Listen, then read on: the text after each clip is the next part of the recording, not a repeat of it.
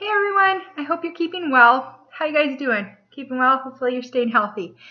I miss you all, and I'm loving getting questions and text messages, calls. I love that you guys miss me, but also are asking me questions because I love to help. And this video is going to be about foot care and nail care. Now, hey, before any men vamoose, I want them to hang out if they're willing, because this isn't about aesthetics and nail painting. This is about foot care in general. I'm an esthetician. I was an esthetician before massage therapy. I've had lots of years of experience, and I've seen a lot, experienced a lot, learned a lot, and I feel like I have a lot to share. I see men clients of all ages just like women clients, and it's pretty awesome because I think that both types of people, they've both experienced that just having foot care in general is pretty awesome, and you feel pretty great, right? So this isn't to be construed with medical advice. I am by no means a physician, podologist, or podorthist. I am just a certified esthetician that absolutely loves therapeutic foot care, and I love watching people thrive and see results and feel them, right?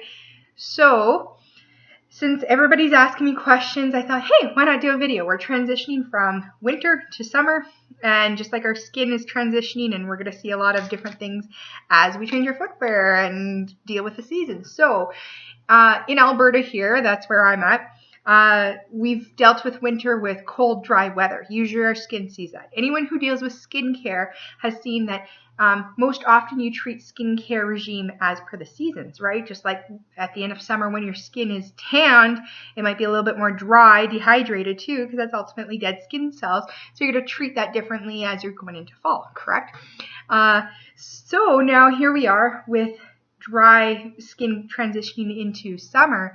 We're now exposing our feet differently. So you can be flip-flops, running outside barefoot or in the garden, sand.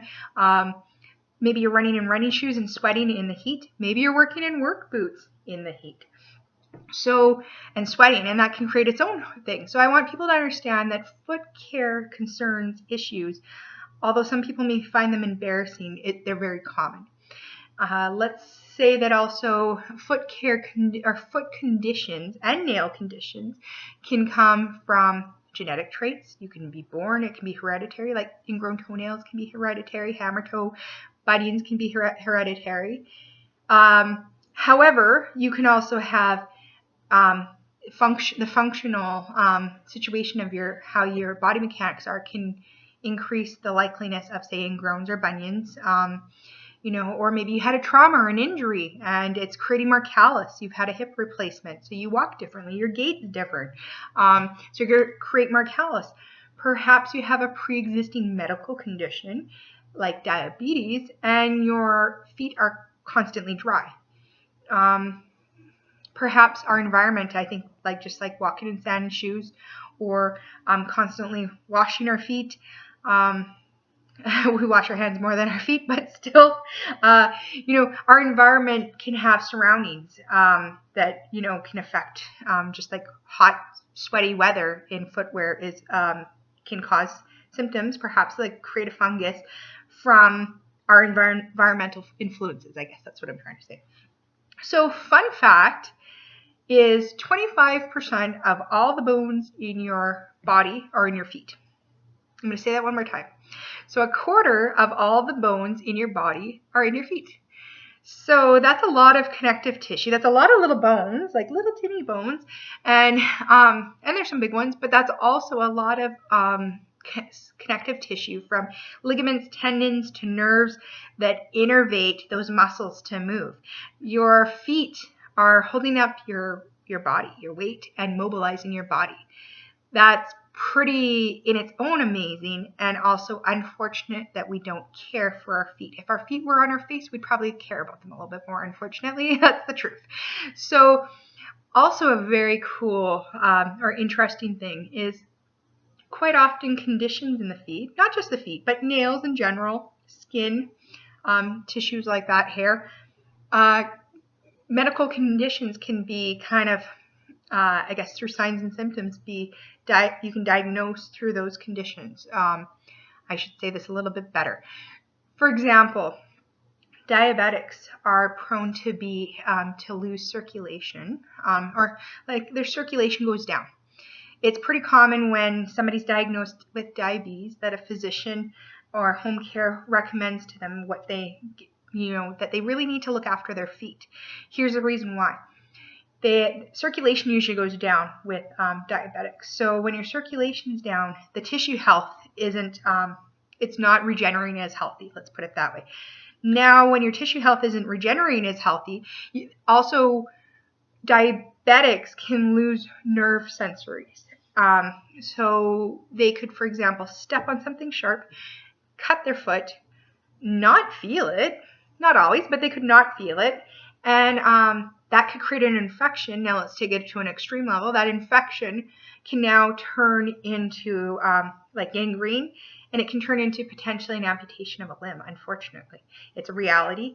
And their feet can be more dry, so therefore cracking and exposed to germs as well, right? Bacteria as well. Their toenails can be dry. This isn't just to isolate and pinpoint just diabetics. So, for example, thyroid conditions, hormonal imbalances. You can see in hair, we can lose our hair. Anyone who's had a baby, pregnant, our hormones go through levels, and all of a sudden you're shedding after post baby, you're having all this hair falling out. But just to show you, and aging has a huge thing. So our skin gets wrinkly, our hair goes gray, our nails might get ripply or ridgy or thick. It's not uncommon, but here's how I'm going to show you how to kind of decipher it later on in this video to maybe say, oh, maybe kind of this, or maybe I need to watch this, maybe I need to inform my physician about this, or ask or inquire about this. So before we get started into all the fun stuff, so you guys can kind of see, oh, maybe I have this condition, or I need to explore this or try this with my nails or feet, I'm going to explain hygiene. Hygiene is huge. So anyone who is sharing a nail clipper right now, stop. We've all been through it, I'm sure. I think back in the day, it was common. Or if you can't get your own nail clippers, each your own, you need to wash them, disinfect them, sanitize them at the end of each use. Here's why. If somebody has a toenail fungus, and usually it can go quite a while before it gets recognized. Now you're clipping, so say your husband has a nail toenail fungus, and now you're clipping your fingernails. You could potentially be spreading that yourself to your fingernails. I'm going to just make it gross. Say your kid's picking their nose, and now you later on, oh, I got to clip your fingernails. Are they playing with worms? I don't know. My kid just was. And you're clipping their fingernails. Now that bacteria is on those nail clippers. So not only should you sanitize at each use, you should also each have your own. Even any kind of foot, hand, tool implements like that for hygiene, for self-hygiene, you should look after, right? You should clean, just like we eventually change out our toothbrushes or our hairbrushes. You don't reuse the same Q-tip, or I hope you don't. So, kind of thinking that in mind. So, also foot files, right? If you're removing callus, you should have your own foot file. I don't make no exceptions for that. I have my own foot file. I do not share my stuff. And in saying that, you should always clean that foot file. Here's why. If you did have a foot fungus or sweaty feet that day and you used it, you're spreading that bacteria. You're sharing that, cross-contaminating, basically. So say you were dealing with a foot fungus and you were aware of it, and you're removing callus. If you don't clean that, you're counterproductive to how you're treating that foot fungus, and it potentially may not resolve itself because you're reintroducing that bacteria the next day or whenever. So I'm going to show you. I retail foot files. They're wooden paddles. They have a coarse side and then a less coarse emery side. And honestly, I'm going to give you guys a little clue. I'm willing to lose money, is if you use a nail brush and dish soap and scrub this after each use, this file will likely last you a year or better. No lie, because I've experienced it myself. I don't use mine as often. However, when I use it, I always do that, and I can drag out the use of a foot file forever. If you're not doing that, probably, and you have lots of callus and you're treating this, probably within 3 months, you'll say, this doesn't work anymore, and this is a crappy file. And you'll be rebuying, because when you have the built up of dead tissue, callus, think about it, on this foot file, now you need to remove, like, you're going to have to remove that, is what I'm saying, to prolong the life of your file. I'm selling these for $8 until the end of June, usually 10, just saying. But you don't have to do that. You don't have to buy from me. You can find elsewhere too. But that's an awesome use. So now that I've shared with hygiene, because I think hygiene's huge. This is COVID aside. This is just good practice. Now I'm going to move into people say, oh, Marcy, I don't know how to deal with this callus. Sure, I've been dealing with it and it's not improving. So that's going to take me into a few steps and you'll see. So first off, callus is usually there for a reason. Some people are blessed with no callus or minimal callus. Some people are plagued by lots of callus. Now, whether it's any of the contributing factors of environmental trauma, pre-existing medical, or just simply genetics, one thing to keep in mind is when you're removing callus. Now, some people use those Credo blades. If you don't know what a Credo blade is, it looks like a cheese grater, like a blade, a sharp cheese slicer. And it's literally taking a blade to the heels of your feet and pulling, cutting off the callus. Personally, professionally, I rarely use them. It can be a really unsafe situation. Further to that, if somebody's come in with that much callus and is only coming in for one treatment with me, I am not removing that much callus. No, and I will outright tell them, no matter how much you want that callus removed, I'm not removing that much callus because it's a high risk to hurt you. It's a high risk to also over-remove callus, and that callus is there for a reason. Plus, let's take this, I'm going to tell you something horrible, is you over-remove that callus all at once. Your feet are going, whoa, what just happened? Your body almost takes it as a trauma because it was there for a reason and now it's gone. So your feet, if you've had that much callus and that much is removed, your gait is different. You can say no, but it is. And now your feet are going to generate more callus. So I've had many of clients who've told me they've went, unfortunately, to other spas or situations that they've used Credo blades on individuals that don't have much callus. And they said, I didn't have much callus. And they used this blade on my feet. And actually, my feet were kind of sensitive after that. And ever since then, now that I think of it, I've kind of had a little bit more callus than usual. That is usually a result. And it's unfortunate. I wish, unfortunately, many people aren't choosing to be educated in their profession. And it's unfortunate. So what I'm going to show you is you can use a foot file.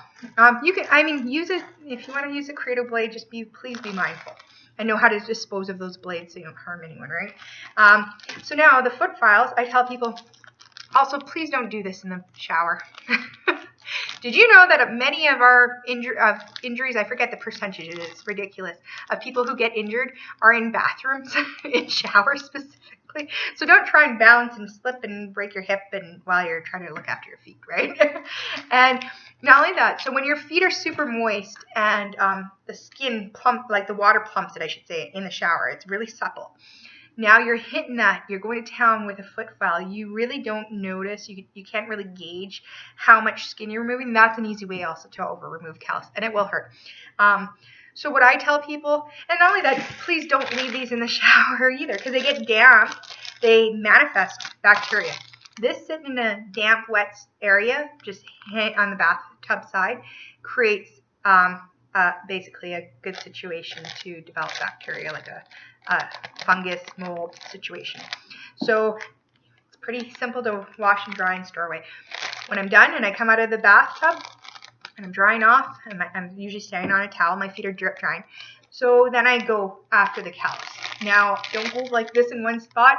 That's going to create like a friction burn, rug burn type feeling. So you're going to go, say this is a heel, you're going to go in all directions. I start with the coarse side, then I move and smooth off and buff the finer side. And then, of course, you're going to wash that and then move on to the rest of your routine. What is the rest of the routine? Most people say, I hate foot creams or butters, or I usually forget, or I don't like sleeping with cold goop feet. I hear you. I don't like that either.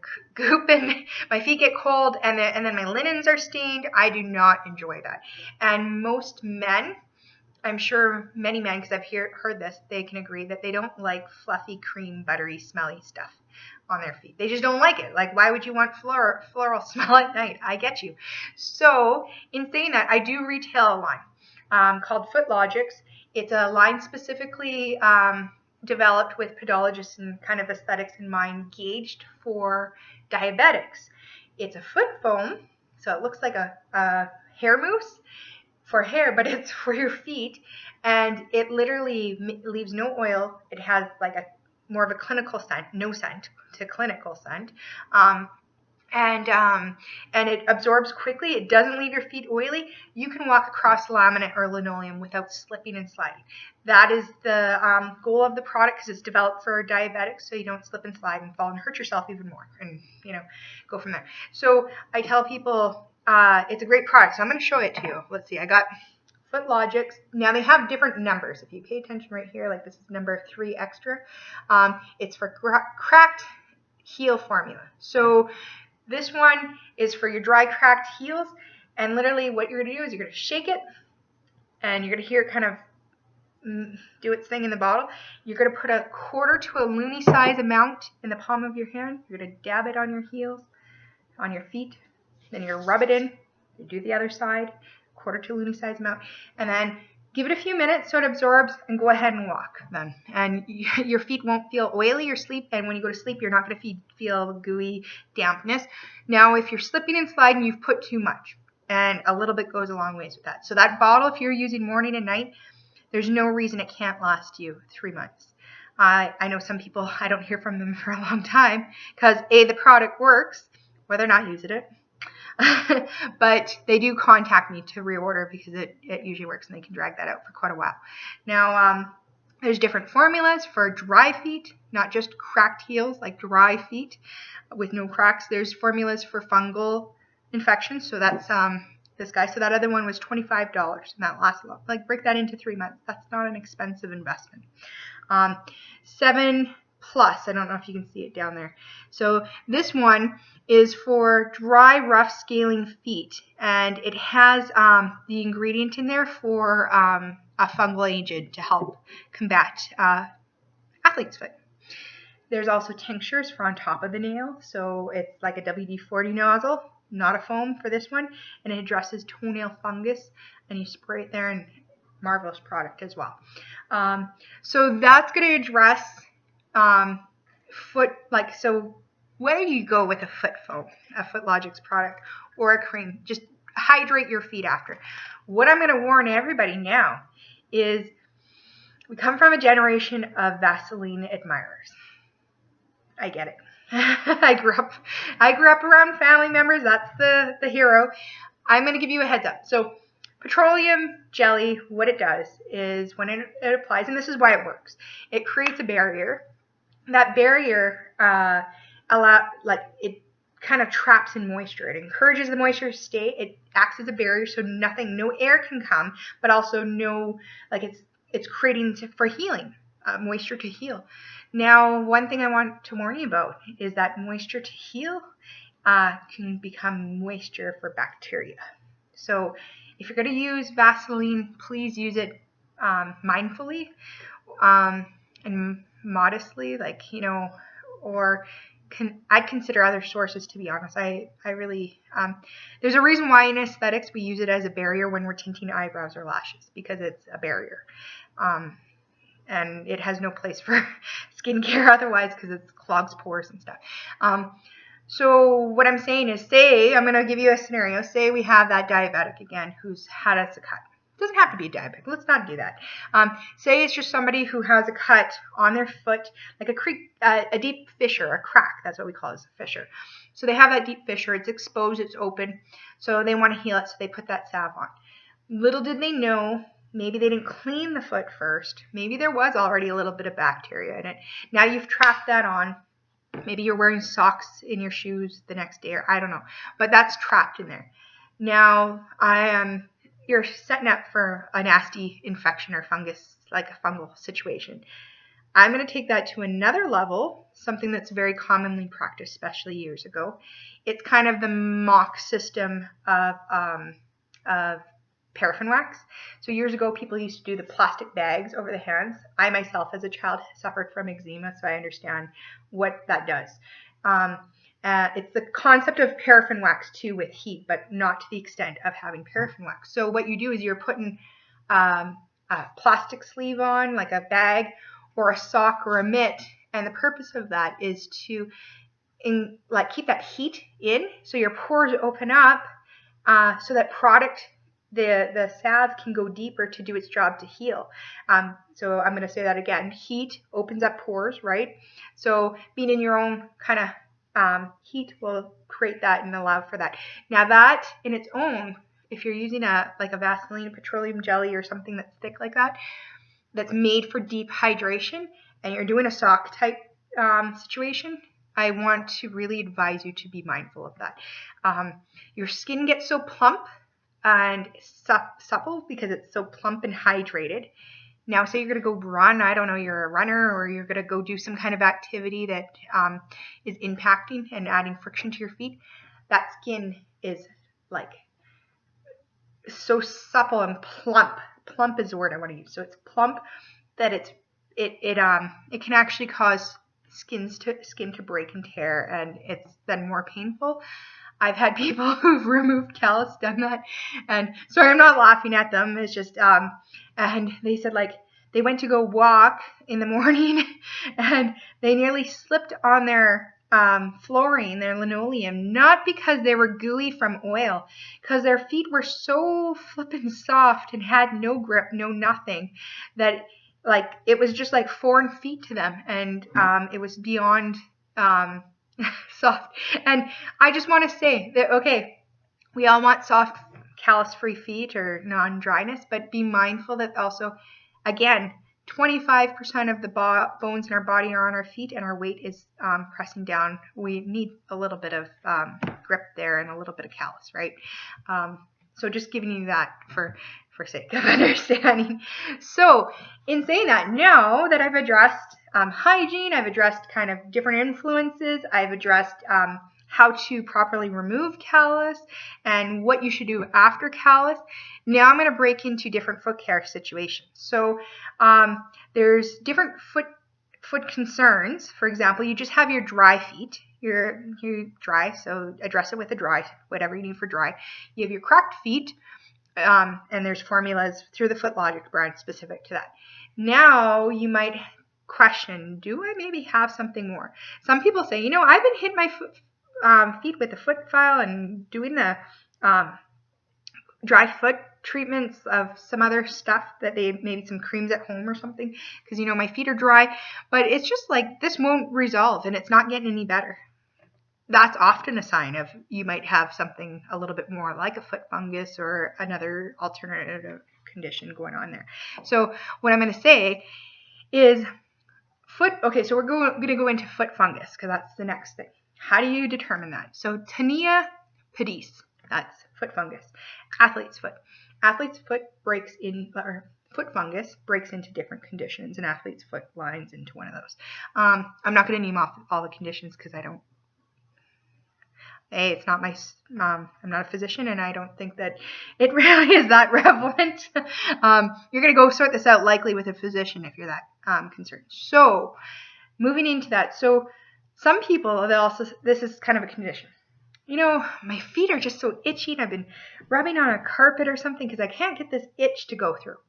So, or to stop. And that can be a sign of a fungus. Another sign can be, odor. That's a pretty obvious sign, like a strong, not just my shoes are kind of stinky because I went for a run. This is my shoes reek. Yeah, maybe you're athletic and you run lots too, but they reek, they take out the house. There's something more than just, that is a sign.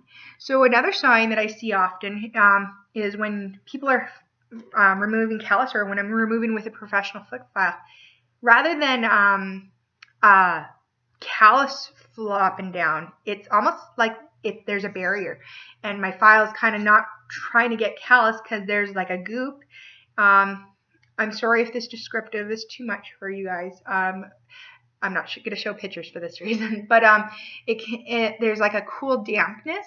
That cool damp clamminess is a type of fungus, And yeah, your file's just not hitting anything because there's a barrier of germs. There's that damp climbing barrier. So yeah, there's an example. Another one is I've seen, it's like little dots on the feet. They're not raised. They're not plantar's warts or warts of any sort or a rash. It almost looks like little blisters without being red that have popped, like little skin pockets that are popped and peely without being inflamed or red. And usually that peeliness is quite often the people that have the itchiness. That's usually goes hand in hand there. And that can be a sign of a fungus. So there's foot creams you can treat like this. You can go to a physician, and they can also give you stuff. Usually there's over-the-counter at the pharmacies too that can address that. I'm going to move into one other thing before I then give you some other recommendations and explanations. So another thing is that you can have nail conditions. So nail conditions, a lot of people, these are things that get asked hand in hand quite often. And it's not uncommon to have Tinea pedis and have a nail fungus. So a nail fungus is onychomycosis. And ultimately the way to tell for toenail fungus, and quite often in my experience, is people will see a discoloration first off in their nail. Nail doesn't hurt. It's discolored. They notice something abnormal. Many people mistaken it, especially women who've had nail polish. They say, hey, I've had this nail polish. Maybe it's from the nail polish. So they give some time. And it's possible. Nail polish does give staining, absolutely, especially if you've redone it or it's been a dark color. It does offer that staining and yellowing. But usually that can be buffed off the top surface of the nail. So then moving forward, also nail polish for prolonged amounts of time, especially darker tones, create a dark, damp atmosphere for growth of bacteria. Unreal. And true. So then now, okay, so let's rewind this a little bit. So, you've seen something maybe kind of white, yellowishy cloudiness in the nail. And perhaps it's jumping. You see it now with other nails. That's a sure sign because it's contagious. Then it's spreading to other nails. Now, what happens with now prolonged periods of time of this nail condition is if it is a fungus, it'll go more from white yellowy to almost a yellowy browny with white. Like, I don't know how to explain it. You'll know it if you have it and you're suspecting it, you'll recognize it. So what I'm going to suggest to you that's an easy way to determine is, say you have a toothpick here, is you're going to go to the free edge of your nail, so right underneath between the skin and the nail, and you're going to kind of poke. Now, you're not going to be aggressive with that, but if you were to try and poke hard, I don't know if you can see, but I can't get that toothpick too terribly far. If I tried, it would hurt because I have a healthy nail there. But if you can sink in quite a ways and not feel it, or maybe slightly feel it, but not bothered by it, that's a probable sign that there's something abnormal underneath that nail because it's a dead tissue. If it was a live tissue, you wouldn't have that problem and you would actually feel, oh, that kind of hurts, right? Now, I'm sorry for the description, but if you pull this toothpick and you were able to go and you kind of scrape up and pull out, and you have like a white cottage cheese debris on the toothpick, with an odor, that's a probable sign for confirming a fungus. And typically when you go to the physician, that's what they'll do is they'll scrape the nail, perhaps top and underneath, bottom, for the bacteria, and they'll send that off for lab to get lab testing and see if it's positive. Now, and those nails at its worst, when I've seen them at their worst, nails, when you cut them, like, they'll break. It is not uncommon to have a fungus nail break when you're cutting it quite a ways back there because that is dead. Quite often in advanced therapeutic foot care, what they do is they actually cut that dead toenail and then they put an overlay of like a pedic, a artificial nail ultimately, to secure that nail bed, to kind of help with that nail bed while it's being treated and to allow for growth so that the trimmed part isn't hooking on a socket and ripping and hurting the healthy part of the nail, right? So physicians will ultimately prescribe typically a prescription for that and go from there. And it gets woody, it gets thick, it's hard to cut. I think I said that before. And you'll typically, if you're already questioning, that you're kind of probably leaning towards. It might be that. Now, another thing that people really miss and confuse is onycoccus. Onycoccus is a thickening of your nail. So it's pretty common with aging or medical conditions or genetics. So that wonky toenail, I think I mentioned that my mom has, and it's a genetically inherited. Well, as we get older, they kind of thicken up top. You can literally cut it down, like trim it down and file the top surface so it's smooth and flat. The onycoccus will get discolored, kind of woody, but it shouldn't have that debris really. It's just a hard, thick nail to deal with. It's a kind of a pain in the butt, but it's not contagious, and it doesn't really have that funky odor. You might have a typical slight toe jammy because we sweat in our socks and stuff, but it shouldn't be a foul fungal odor.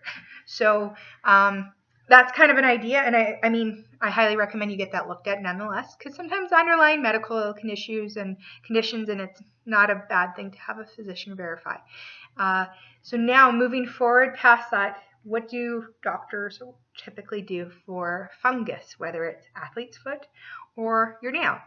Typically, there's some over-the-counter, or there's ointments, rather. For foot, okay, so for the soles of your feet, there's usually over-the-counter powders and tricks that they kind of offer. Now, for your toenails, which is a really hard one to deal with, they typically offer an oral antibiotic or an ointment that is a morning night, and it's a tedious thing. Now, to paint a picture for you, our nails, a healthy nail, typically takes 6 months to grow from cuticle all the way out. So that's a healthy nail, and feet are sometimes a little bit slower. Take that into consideration when you're treating something. When you're treating a nail and you're okay, like this is usually people after a month, like this is a pain in the butt. I have been treating this from morning and night for a month and I see no progress. I can understand why. So say that fungus started right here and we're only a month in. Me just a little bit more. Okay, so right there, that's as much as it might grow out. And that's not unusual. To expect it anything more and magically gone is unrealistic. So when a physician puts you on a prescription, whether it's oral or topical, they mean stick to the protocol. So it's like you have strep throat rather, and they put you on medication, antibiotics, and the pharmacist says you follow this until you're done and you complete. Now, why would you stop? Because if you stop, you've allowed that virus or germ, that bug, to kind of build up some ammunition, some resistance to that medication. Now you may need double ammunition against them because they kind of become a super bug. Now, I'm not saying that a foot fungus is a super bug, but I'm telling you to stay stay consistent with it, and that's the best way. So honestly, 3 months you'll be staying on that, and you can do that with tea tree oil. I think I mentioned that. You can try it. There's the tincture I was telling you about that I do retail, or you can do the prescription with the physician. They all have their benefits and disadvantages, absolutely. And but keep in mind, if you're committing, and they're costly. Like those prescriptions are costly, and you want to maintain consistency and don't get deterred, because once it starts growing out, you're so close. Don't give up. And then knowing that once it gets grown out to that, say, 6-month point, and you've gotten there, you're going to be able to clip that rest of that dead, ugly part of the nail, and you've got healthy nails, right? So that's kind of a interesting, I think, a valuable piece of information I want to share with you guys there. So further to that, the other condition I think that I said is onycosis that gets, or onycoccus that gets mixed up with it. So onycoccus, it comes from also, it's kind of like a callus of the nail, and ultimately what it is it's like if you say you're a runner and your nail's hitting, some people lose their nail, but sometimes your nail says, whoa, what's with the impact? So they create either a callus below the nail, the skin, or a callus on the nail as onycoccus, and it creates just a thickening of the nail plate. It's a defense mechanism of your body. It may not be a pretty one, but it's a defense mechanism, and not to usually be worried. So it's important to see it, like, kind of cool when you can start to piece together what's coming, and maybe this is helping you. I hope this is helping you if you have any of these conditions to understanding how to decipher this. Last of all, what was I going to speak of? I was so excited to talk to you guys, and there was one more thing I wanted to share with you guys. Darn it. I don't know what happened to my notes. Well, I think I'm going to leave it at that because that was a lot of information. But I hope that you guys are doing well. I hope that maybe some of this information helped you. I do have product in stock. I don't really push product. I think a lot of you guys know I'm not really a retail person. But I do have product in stock, and I can certainly order it, and I'd be absolutely happy to help you guys with any situations that I think I can offer an advice or product. So I hope you guys stay well, you stay healthy, and you understand kind of how overall health can affect everything from skin, nails, hair. Oh, I remember the one thing I was going to say. So, for example, the matrix is right behind your cuticle right there. And that's where all the proteins are to create your nail. Now, say you drop something on your toe and now your nail comes out like this, or it splits, or it falls off and it doesn't really fully grow back. It's always damaged. That's because that's where the proteins are, the keratins to make your nail. And so to understand, that's where I want to go with that, is to understand with the full growth of the nail, also to understand maybe you damaged that area. So that nail comes out kind of thick and hunched and woody like. That's also a possibility. So, and not to necessarily be panicky about a fungus and to get it looked at, but also to understand that that's also absolutely normal. So I hope you guys are doing well. I hope this video was helpful for you guys. And we'll keep in contact and stay hydrated, stay rested, and stay well. And I'll talk to you guys soon. Miss you all.